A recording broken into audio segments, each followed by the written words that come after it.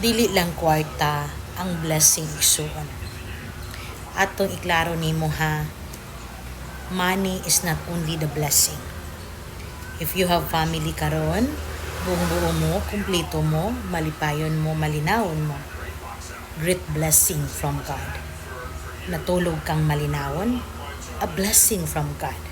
Kay ngano, daghang wala nakatulog na, gumikan sa stress ug daghang problemang ginahuna nga na hopeless unawad ag paglaom ang tao.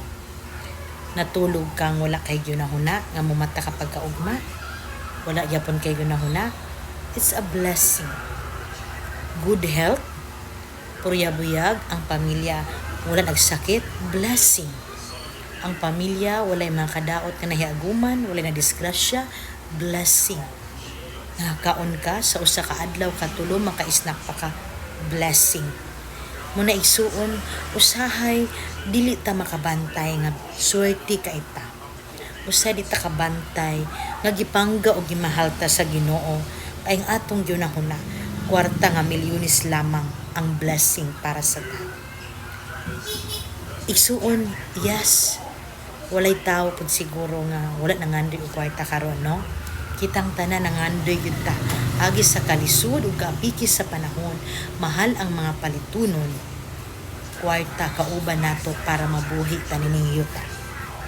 Pero dili pod sabton nga ang kwarta na lang joy kalipay o happiness natong tao, kundi ang kwarta is only a material nga diin makasustain ug makatabang sa atong mga panginahanglanon.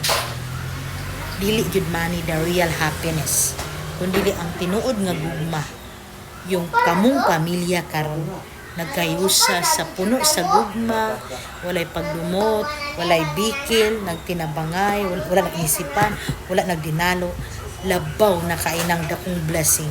Kay halos sa kadaghanan sa pamilya karon nagdinumtanay na walay maayong relasyon. Daghang dunay kwarta pero bungkag ang pamilya. Una isuon please, appreciate what you have now. You are worthy.